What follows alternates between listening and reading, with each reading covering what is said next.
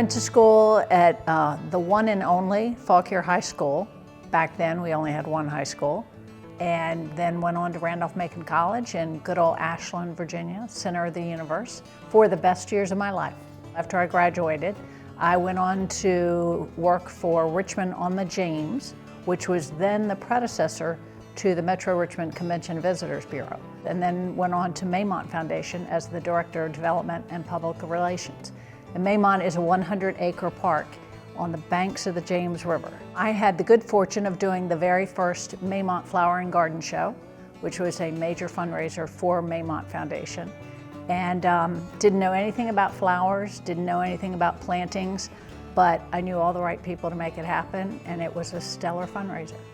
I love people. I love being involved in the community. I love showing people a good time. Community is very important to me, and that just kind of dovetails right with hospitality. A good friend was running a Potomac Riverboat company, and he had one boat at the time, the Cherry Blossom Riverboat. And he said, why don't you come up here and help me with sales and marketing? I said, well, I'll do it for 2 years, and then I'm going to go back to Richmond. And after the first 2 years, I had a ball here in Alexandria, meeting people, getting involved in the community. And then I truly just got, instead of going to bars, as most people might do, Charlotte Hall went to get involved as a volunteer, whether it was First Night Alexandria, Carpenter Shelter, Tourism Task Force, Alexandria Promotion Team, Old Town Business. Just had a great time running that boat company. Next thing you know, I'm part of the partnership, and we ended up with 12 boats. Back then, when I first came here, the boat company was hidden back in the city marina, and nobody knew how do you get to the waterfront. We came upon doing the waterfront development plan, and we led the brigade with Waterfront for All to make things happen. That opens up the waterfront to people actually seeing, oh, there's a city marina back here. I think every new challenge is different, and I think part of it is the way I was raised, and so I'll give thanks to my mother and father for that. And the other part is learning and listening. And sometimes people just want to be heard.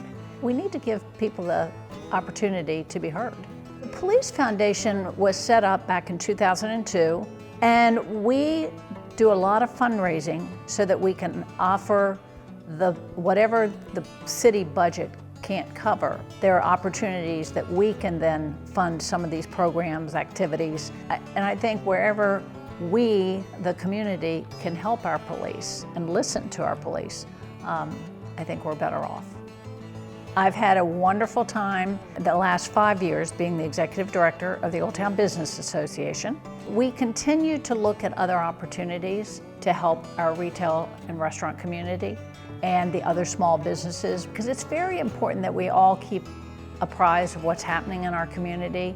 And I think it's important too that city staff and city council hear the need for some of our things. I think it's important to volunteer in this community.